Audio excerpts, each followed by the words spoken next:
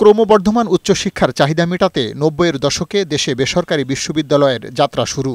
গেল ৩ দশকে দেশে ১১৬টি বেসরকারি বিশ্ববিদ্যালয় গড়ে উঠেছে। আরও বেশ কয়েকটির কার্যক্রম শুরুর অপেক্ষায়। বেসরকারি বিশ্ববিদ্যালয়ে উচ্চশিক্ষা গ্রহণ করছেন দেশ বিদেশের প্রায় ৩.৫ লাখ শিক্ষার্থী। তবে নামে বেনামে গড়ে ওঠা এসব শিক্ষা প্রতিষ্ঠানের অনেকেই আইন মানছে না। নানা অনিয়ম আর দুর্নীতির কারণে ক্রমশই পিছিয়ে পড়েছে বেসরকারি বিশ্ববিদ্যালয়ের শিক্ষার মান। কিছু প্রতিষ্ঠানের বিরুদ্ধে আছে সার্টিফিকেট বাণিজ্যের অভিযোগও।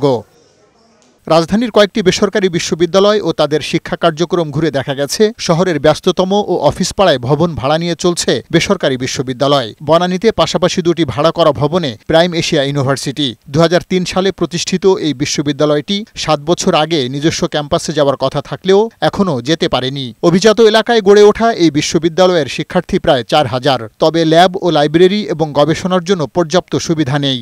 ফান্ডের ব্যাপার থাকে, আমাদের ছিল এর আগে যে ছিল সেক্ষেত্রে আর কি ফান্ডটা একটু হয়ে গেছে, মিসম্যানেজমেন্ট হয়েছে। একসময় দারুণ সম্ভাবনা থাকলেও শ্যামলীর আশা বিশ্ববিদ্যালয়ে শিক্ষাক্রম এখন খুঁড়িয়ে খুঁড়িয়ে চলছে। কয়েক বছর আগেও ৪-৫ হাজার শিক্ষার্থী ছিল এই ক্যাম্পাসে। নানা অব্যবস্থাপনার কারণে শিক্ষার্থী কমে দাঁড়িয়েছে মাত্র ৮০০ জনে। এই ইউনিভার্সিটি বেশ কিছু সাফারিংয়ের তারা ছিল। এক নম্বর হলো যে মাঝখানে ভাইস চ্যান্সেলর ছিলেন লম্বা সময়, পটেনশিয়ালিটি ছিল না, তো উনি একাডেমিক সাইডটা ধরতে পারেন না, রিসার্চও ধরেননি। চারপাশে নোংরা পরিবেশ, তার মাঝেই পাঠদান চলে গাবতলীর ইউরোপিয়ান ইউনিভার্সিটির। বিশ্ববিদ্যালয়ের মালিকানা নিয়ে পিতা পুত্রের দ্বন্দ্বে বিঘ্নিত হচ্ছে এই বিশ্ববিদ্যালয়ের সুনাম ও শিক্ষার পরিবেশ। এলাকাটা একটু রিস্কি বলতে পারেন, সো সেই ক্ষেত্রে আসলে আমরা কিছু না কিছু এফেক্টিভ হচ্ছি। সব ছাত্রছাত্রীর জন্য অস্বস্তিকর যে আমাদের ট্রাস্টি বা যে কোনো কিছু নিয়ে ঝামেলা হচ্ছে। যেই ফ্যাসিলিটিসগুলো পাইনি, আমি চাই যে আমার জুনিয়রসে পাক।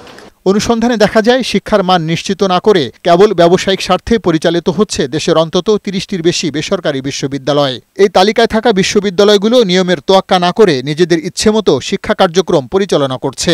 এতে শিক্ষা ব্যয় বাড়লেও মানসম্মত শিক্ষা পাচ্ছেন না শিক্ষার্থীরা।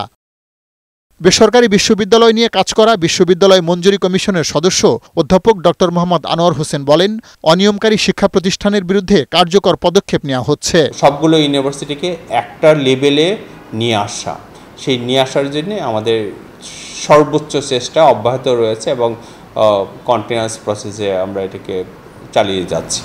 তবে দেশের কয়েকটি বেসরকারি বিশ্ববিদ্যালয় নানা সংকটের মাঝেও মান ধরে রেখে বৈশ্বিক পর্যায়ে সুনাম কুড়িয়েছে। পার্থ রহমান, বৈশাখী সংবাদ, ঢাকা।